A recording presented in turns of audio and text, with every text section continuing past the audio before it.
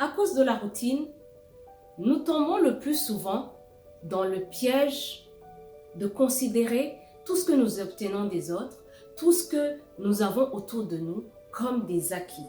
D'où la plupart des fois, nous négligeons toutes ces choses. Nous n'octroyons pas la valeur qu'il faut à toutes ces choses.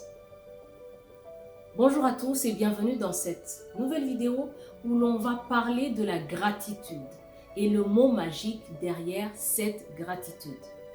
Je suis Grace Nsabimana, entrepreneur en éducation à la santé physique, c'est-à-dire la perte de poids, la remise en forme, et également en éducation à la santé financière. Pourquoi les deux? Parce que nul ne peut prétendre à une santé physique tout en ignorant la santé financière ou vice-versa. N'est-ce pas vrai? L'un de mes pires souvenirs de la vie est la perte d'un enfant. Oui, effectivement, moi et mon mari, nous avons perdu notre 5e enfant. C'était une fille. Elle est morte à sa naissance. On nous a dit que ça s'appelle la mort du nourrisson, mort subite du nourrisson. Ça arrive souvent, mais on ne connaît jamais la cause. Et là, pendant le deuil, un de nos enfants, notre 2e garçon, m'a demandé « Maman, d'habitude, moi je pensais que ce ne sont que les personnes âgées qui peuvent mourir. Comment notre petite sœur a pu mourir alors qu'elle était bébé? Elle venait à peine de naître, c'était juste quelques heures après sa naissance. » Et là, bien sûr, j'ai dû lui répondre. D'abord, c'était une question vraiment pertinente. Et là, je lui ai dit que la mort n'a pas d'âge. C'est Dieu qui donne la vie et c'est Dieu qui reprend cette vie quand il veut et comment il veut surtout. Combien d'entre nous, quand nous nous réveillons le matin, après X années de vie, nous pensons que c'est normal de se réveiller le matin et on oublie carrément de dire même merci à Dieu pour le souffle de vie. Il y a plusieurs personnes qui n'ont pas pu voir le soleil se lever ce matin-là. Mais nous sommes parmi les privilégiés. Mais on oublie juste d'adresser un petit merci à notre Dieu. Combien d'entre nous, nous avons passé toute notre jeunesse à remarquer combien nos parents se battaient pour amener de la nourriture à table, pour nous scolariser dans de meilleures écoles, pour veiller sur nous en toutes circonstances. Mais nous n'avons jamais pensé à leur dire merci parce que nous pensions que c'était dans leurs obligations, dans leurs devoirs.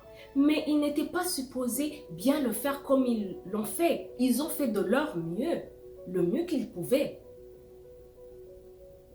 Combien d'entre nous, ayant déjà des enfants, une fois on demande à tel ou tel autre enfant, apporte-moi ceci, va faire cela, et l'enfant le fait volontiers. Et on oublie de remercier cet enfant.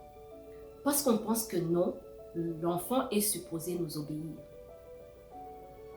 Combien d'entre nous encore, nous croisons une personne ici dehors, un étranger, il nous rend service dans tel ou tel autre domaine.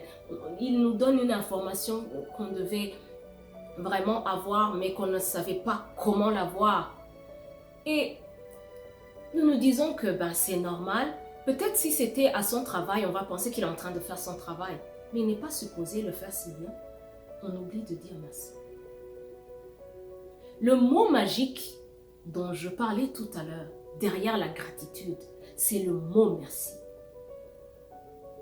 Est-ce que nous avons déjà remarqué combien ce mot change les visages des gens? Ici, je vais donner un simple exemple dans un couple. Je suis en couple, je suis en relation avec mon mari, avec un conjoint, avec un copain, avec une copine, une conjointe, peu importe. Il fait quelque chose, il t'apporte de l'eau, tu lui demandes quelque chose à table, il te le donne. Mais on oublie de dire merci. Comme si L'amour que cette personne porte pour nous est déjà acquis. Il a fait ça parce qu'il m'aime. Je n'ai pas à m'en faire. Et combien d'entre nous ont déjà expérimenté que l'absence de ce mot magique « merci » a tellement détruit des choses dans la vie? Combien de couples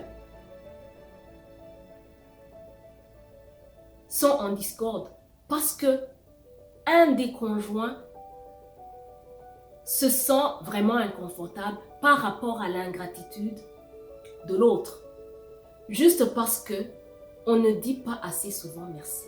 C'est un tout petit mot, c'est un mot facile à prononcer, mais comme ça doit venir du cœur, on a tellement de mal. Le monde actuel souffre d'ingratitude, le monde actuel souffre par manque d'amour.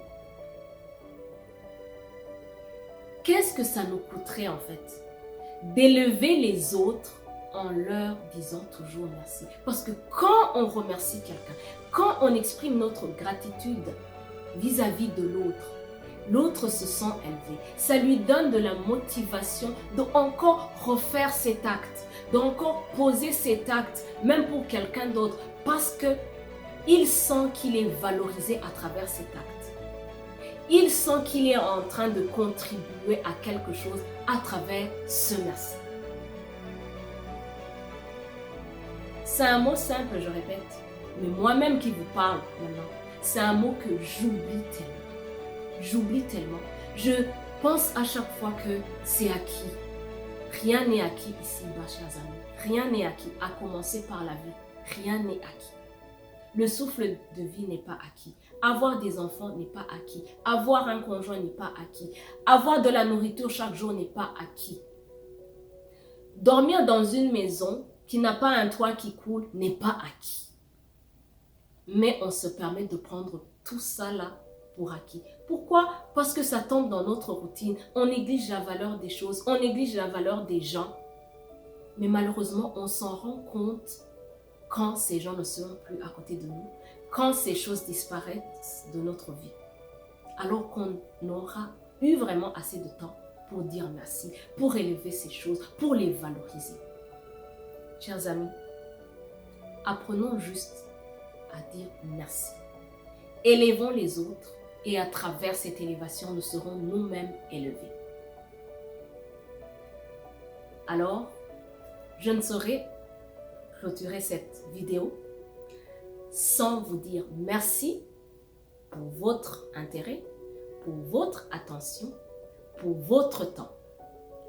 Ceux qui sont déjà abonnés à ma chaîne, je vous dis encore merci parce que je ne vous prends pas pour acquis. Votre intérêt m'est vraiment précieux. À ceux qui ne l'ont pas encore fait, je vous dis encore merci parce que vous êtes là pour que je m'améliore. Encore une fois, merci pour votre attention et on se revoit très prochainement pour une nouvelle capsule. À très bientôt!